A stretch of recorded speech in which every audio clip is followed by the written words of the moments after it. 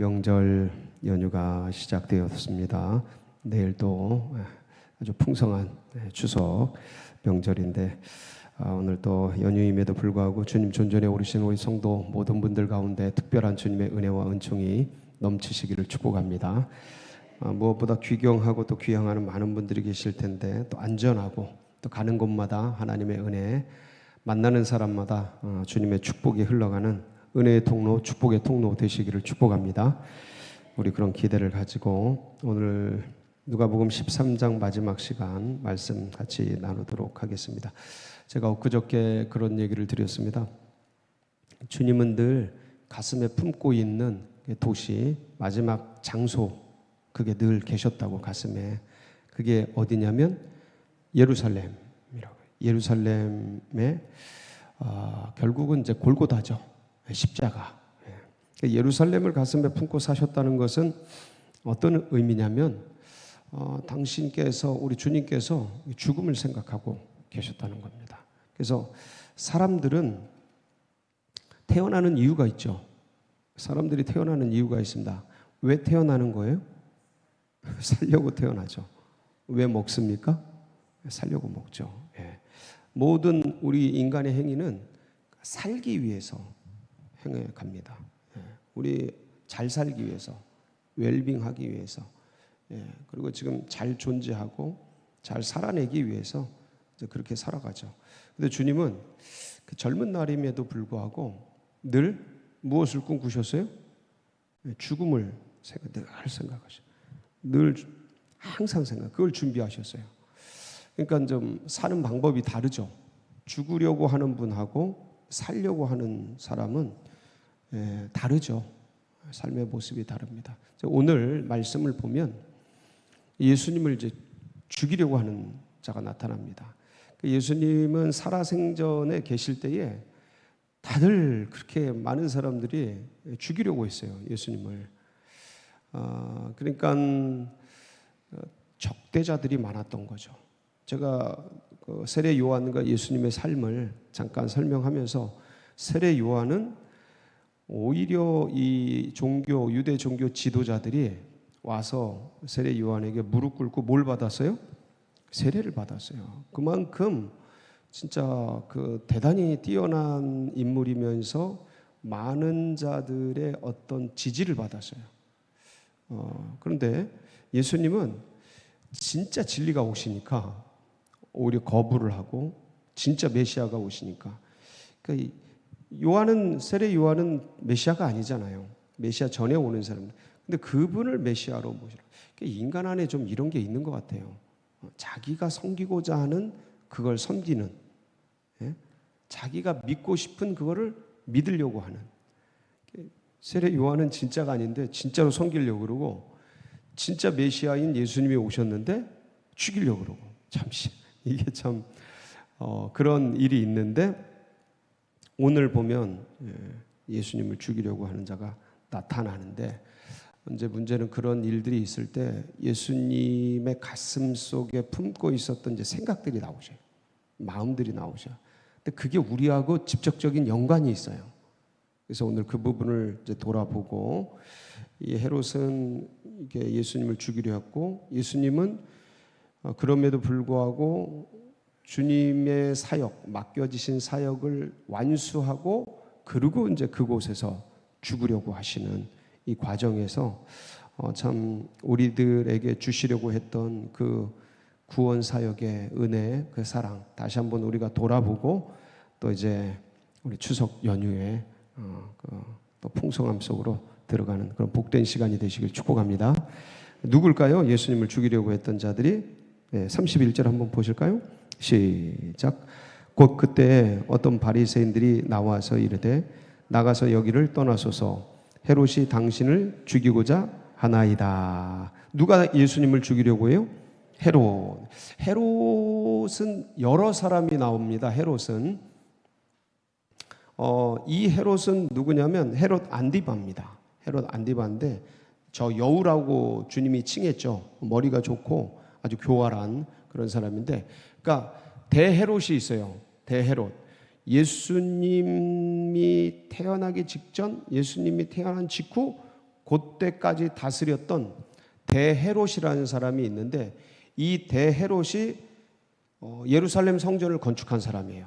아주 건축에 능한, 아주 탁월한 지도력이 뛰어났던 그런 사람인데, 이 대헤롯이 낳은 자녀들이 이제 꽤 많았습니다.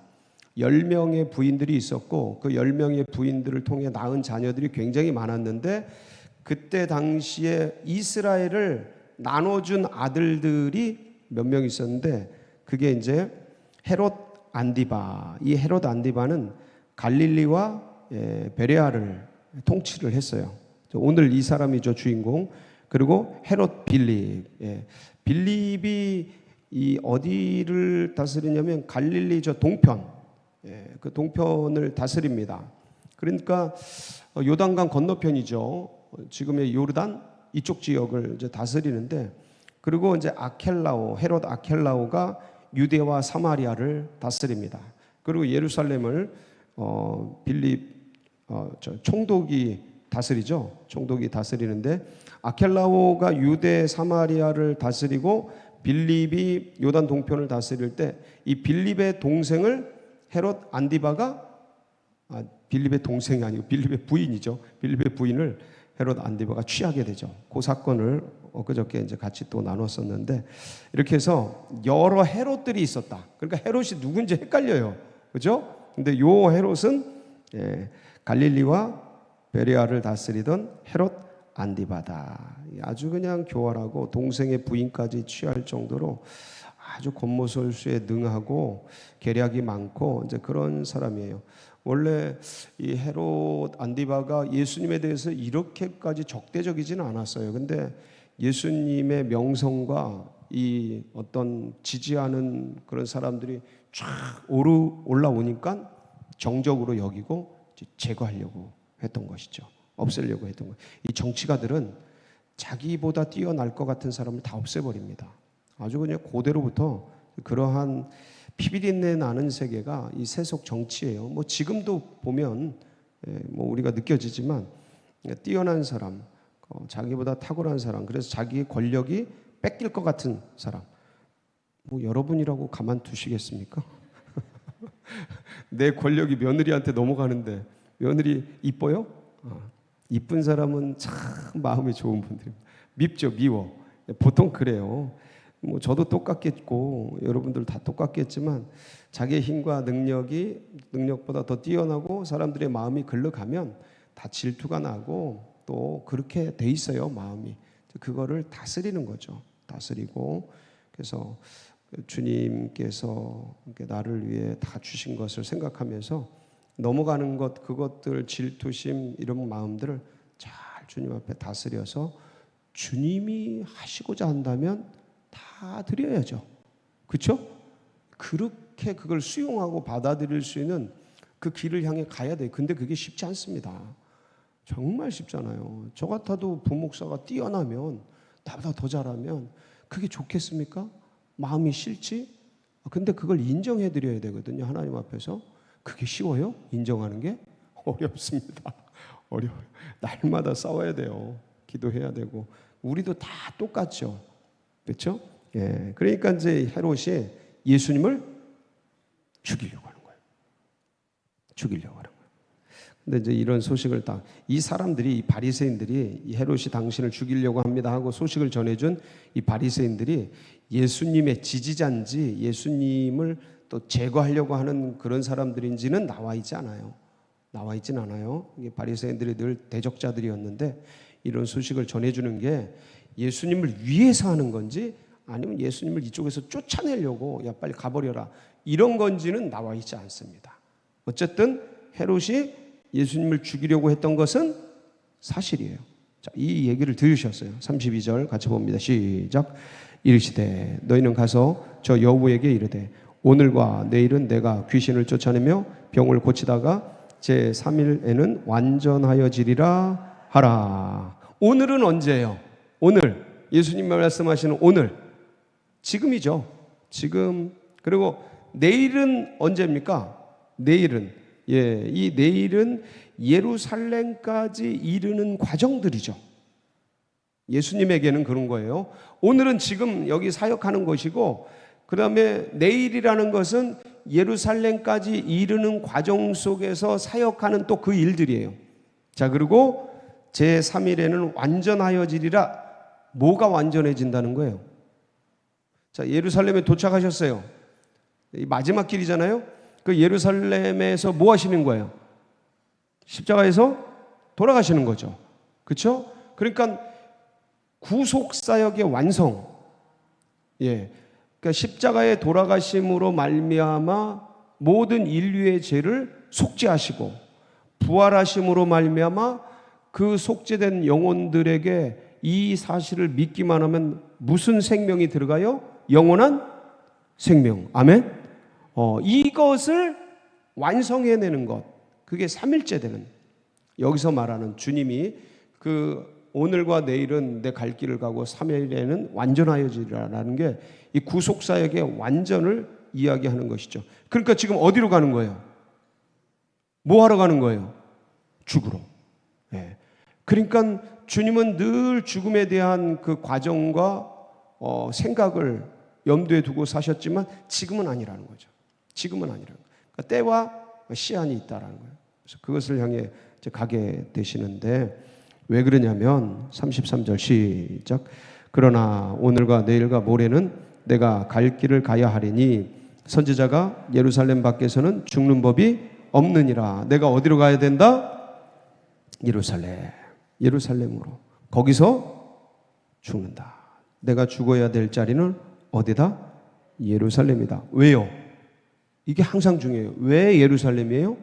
십자가, 골고다. 예. 이 예루살렘의 뜻이 뭐죠? 평화의 도시입니다. 평화의 도시, 예루살렘. 근데 늘 전쟁과 죽음, 이 예루살렘 뺏기 위해서 지금도 나누어져 있죠. 예루살렘은 지금도 국제법상으로는 어떤 특정 국가의 땅이 아니에요. 물론 뭐 이제 미국에서 그렇게 트럼프가 예루살렘은 이스라엘의 도시다라고 선포는 했지만 국제적으로 인정받고 있지는 않아요. 지금도 이게 다국적 나라의 땅이에요. 어떤 특정한 나라의 땅이 아니에요. 이스라엘의 수도가 아니에요. 예루살렘은 아직도. 그러니까 객관적으로는 그래요. 근데 이럴 정도로 분쟁과 분열이 치열해요. 성전도요, 예루살렘에 있는 성전 그 땅도 다 나뉘어져 있어요. 각 나라 땅으로 통합되어 있지 않아요. 그러니까 우리 집이 여러 집이 공동 소유인 거야. 쪼개고. 그러니까 이게 분쟁이 얼마나 많겠습니까? 근데 이름이 뭐예요? 예루살렘 뜻이 뭐예요? 평화. 여기서 죽으려고 하시는 거예요. 왜요? 진짜 평화가 임하도록. 누굴 통해서? 예수님을 통해서. 네. 누구에게? 온 인류에게. 아멘. 자, 근데 지금 현재 예루살렘은 어때요? 34절 시작. 예루살렘아 예루살렘아 선지자를 죽이고 내게 파송된 자들을 돌로 치는 자여, 암탉이 제 새끼를 날개 아래에 모음같이 내가 너희의 자녀들을 모으려 한 일이 몇 번이냐. 그러나 너희가 원하지 아니하였도다. 하여간 역사 속에서 예수님께서 선지자들을 많이 보내시죠. 주님께서 그냥 선지자들을 보내고 예언자들을 보내는데 다 대부분 어떻게 됩니까? 이 선지자들이 다 돌에 맞아 죽고 사형당해 죽고 많은 사람들이 고난받고 그렇게 됩니다. 왜냐하면 선지자들 예언자들이 하는 일은 뭐냐면, 왔는데 정치 잘못하고 백성들 잘못하고 자기 유익 따라 욕심 따라 그러고 있는 걸 보니까 계속 뭐 하는 거예요? 책망. 잘못했다고 야단치는 거죠. 그러니까 그거 듣기 좋아요? 듣기 싫죠. 그러니까 어떻게 해요? 전부 죽이는 거예요. 이렇게 된 거예요. 근데 그게 어긋나는 길을 가는 걸 진리로 돌아오라고 말씀하고 있는데, 그 본 메시아도 그렇게 죽이게 되지요. 자, 여기서 엄청난 예언이 나옵니다. 35절 시작. 보라 너희 집이 황폐하여 버림받아. 자, 여기까지. 여기서 너희 집은 뭐예요? 예루살렘입니다. 그렇죠? 예수님의 예언입니다. 이거 황폐하여지리라. 자, 너희 집 예루살렘이 뭐해지리라고요? 황폐하여 버림받으리라. 남의 것이 되리라 라는 거죠. 자, 그러고 나서 내가 너희에게 이르노니 너희가 주의 이름으로 오시는 이를 찬송하리로다 할 때까지는 나를 보지 못하리라. 자, 너희가 주의 이름으로 오시는 이를 찬송하리로다. 여기서 주는 누구셔요? 예수님이셔요. 자, 이스라엘이, 그 망가진 이스라엘이, 황폐된 이스라엘이 예수님을 주의 이름으로 오시는 이를 찬송하리로, 예수님을 찬송할 때까지 나를 보지 못하라. 자, 예수님을 찬송하고 예수님을 경배한다라는 것은 이스라엘이, 예수님을 죽였던 이스라엘이 예수님을 뭐하는? 메시아로 인정하는. 이거 뭐라 그래요? 이스라엘의 회복이에요. 뭐의 회복? 신앙의 회복, 믿음의 회복. 이거를요, 로마서 이 바울 사도가 히브리인 중에 히브리인이었잖아요. 그리고 석학 중에 석학. 이 논조를, 이 예수님의 예언을 자기의 논리로 가져옵니다.